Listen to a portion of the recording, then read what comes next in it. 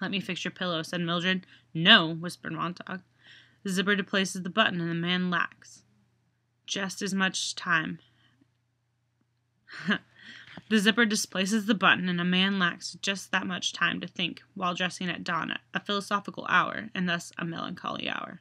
Mildred, here. Get away, said Montauk. Life becomes one big pratfall, Montauk. Everything bang, boff, and wow. Wow, said Mildred, yanking down the pillow. For God's sake, let me be, cried Montauk passionately. Beatty opened his eyes wide. Mildred's hands was frozen behind the pillow.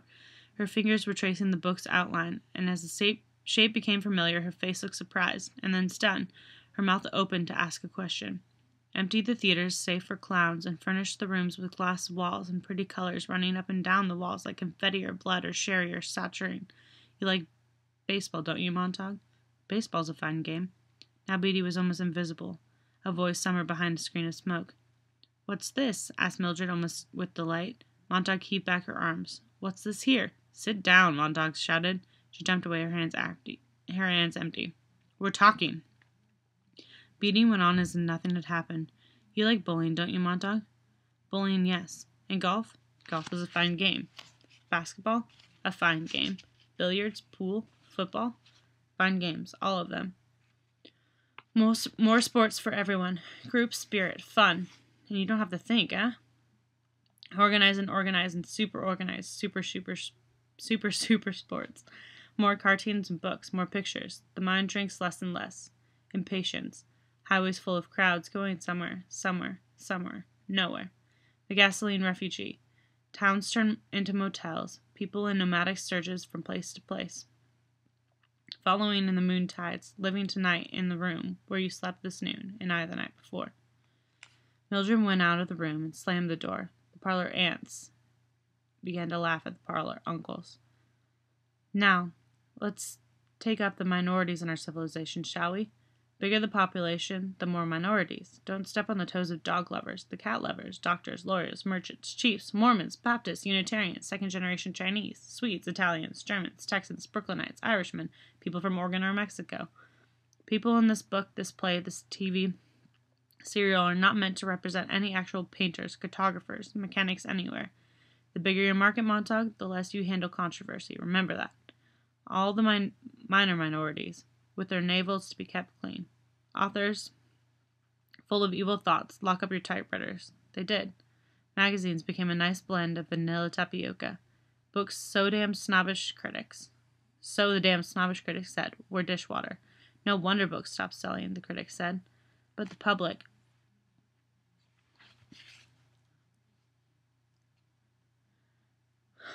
public, knowing what it wanted, spinning happily, let comic books survive.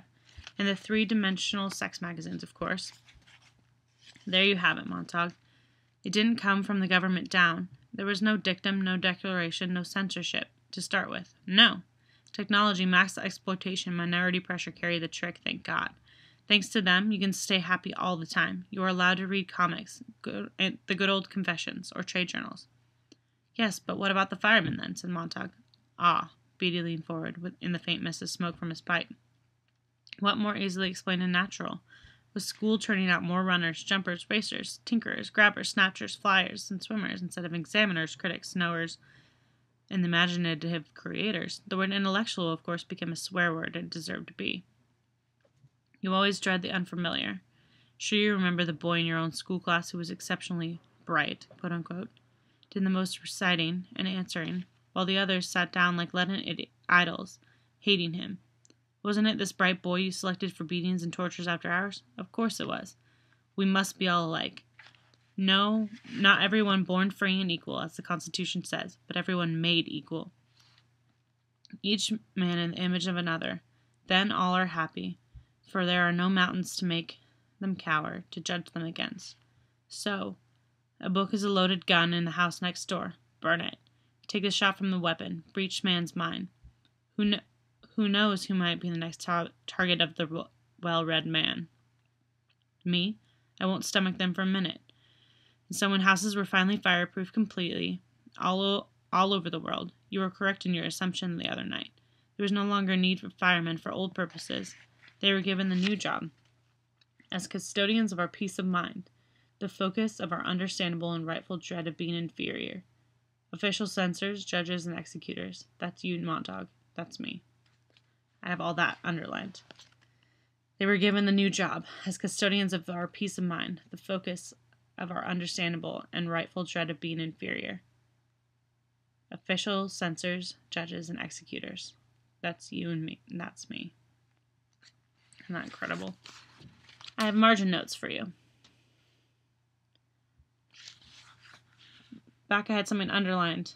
It was the we must be all alike. Not everyone born free and made equal, as the Constitution said, but everyone made equal.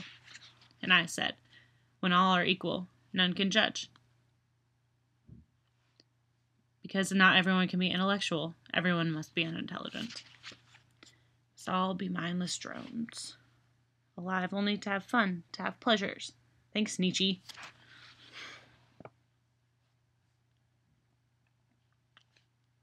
All right.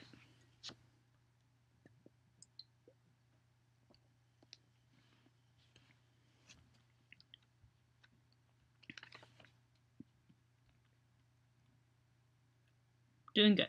Okay. The door to the parlor opened, and Mildred stood there looking in at them, looking at Beatty and then at Montauk. Behind her, the walls of the room were flooded with green and yellow and orange fireworks, sizzling and bursting to some music composed almost completely of trap drums, tom-toms, and cymbals. Her mouth moved, and she was saying something, but the sound covered it. Beatty knocked the pipe into the palm of his pink hand, studied the ashes as if they were a symbol to be diagnosed, and searched for meaning. You must understand that our civilization is so vast that we can't have our minorities upset and stirred. Ask yourself, what do we want in this country above all? People want to be happy. Isn't that right? Haven't you heard it all your life? I want to be happy, people say. Well, aren't they? Don't we keep them moving? Don't we give them fun? That's all we live for, isn't it? For pleasure? For titillation? And you must admit our culture provides plenty of these. And I wrote in the margins, ultimate tolerancy. Because I'm so wise. Yes. Montauk could lip read what Mildred was saying in the doorway. He tried not to look at her mouth because then Beatty might turn and Reed was there too. Colored people don't like Little Black Sambo. Burn it. White people don't feel good about Uncle Tom's Cabin. Burn it. Someone's written a book on tobacco and cancer of lungs. The cigarette people are weeping. Burn the book. Serenity, Montauk. Peace, Montauk. Take your fight outside. Better yet, into the incinerator. Funerals are unhappy and pagan. Eliminate them too. 5 minutes after a person is dead, he's on his way to the big flu. The incinerator serviced by helicopters all over the country. 10 minutes after death, a man's a speck of black dust. Let's not quibble over individuals with memoriams. Forget them all. Burn all. Burn everything. Fire is bright, and fire is clean. The fireworks died in the parlor behind Mildred. She had stopped talking at the same time, a miraculous coincidence. Montauk held his breath. There was a girl next door, he said slowly. She's gone now, I think dead. Can't even remember her face, but she was different. How did she happen? Beatty smiled. Here or there, that's bound to occur. Clarice McClellan? We have a record on her family. We watched them carefully. Heredity and environment are funny things. You can't rid yourselves of all the odd ducks in just a few years. The home environment can undo a lot you tried to do at school. That's why we lowered the kindergarten age, year after year, till we're almost snatching them from the cradle. We had some false alarms on the McClellans when they lived in Chicago. Never found a book. Uncle had a mixed record. Antisocial. The girl? She was a time bomb. The family had been feeding her subconscious, I'm sure, from what I saw of her school record. She didn't want to know how a thing was done, but why. That can be embarrassing. You ask why to a lot of things, and you wind up very happy indeed if you keep at it. The poor girl's better off dead. I underlined the but why and wrote in the margins the ability and freedom to question your surroundings. Dangerous stuff, my dear. The poor girl's better off dead. Yes, dead. Luckily, queer ones like her don't happen often. You know how to nip most of them in the bud, early. You can't build a house without nails and wood. If you don't want a house built, hide the nails and the wood. If you don't want a man unhappy politically, don't give him two sides to a question to worry him. Give him one. Better yet, give him none. Let him forget there's such thing as war. If the government is inefficient, top-heavy, and tax-mad, better it be all those than have people worry about it. Peace, Montauk. Give the people contests they win by remembering the words to more popular songs or the names of state capitals or how much corn Iowa grew last year. Cram them full of non-combustible data. Chock them so full of facts. They feel stuffed and absolutely brilliant with information. Then they feel they're thinking. They'll get a sense of motion without moving. Oh, that's beautiful. And then they'll be happy because facts of that sort don't change. Don't give them the slippery stuff like philosophy or sociology to tie things up with. That way lies melancholy. Any man who can take a TV wall apart and put it back together again, and most men can nowadays, is happier than any man who tries to slide rule, measure, and equate the universe, which just won't be measured or equated without making a man feel bestial and lonely. I know, I've tried it. To hell with it. So bring on your clubs and parties, your acrobats and magicians, your daredevils, jet cars, motorcycles, your sex, heroin, more of everything to do with automatic reflex. If drama is bad, if the film says nothing, if the play is hollow, sting me with a theremin, loudly. I'll think I'm responding to the play, when it's only a tactile reaction to vibration, but I don't care. I just like the solid entertainment. Beatty got up. I must be going.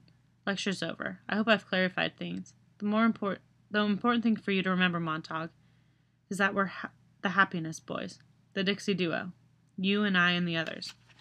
We stand against the small tide of those who want to make everyone unhappy with conflicting theory and thought. We have our fingers in the dike. Hold steady. Don't let the torrent of melancholy and drear philosophy drown our world. We depend on you. I don't think you realize how important you are. We are. To our happy world as it stands now.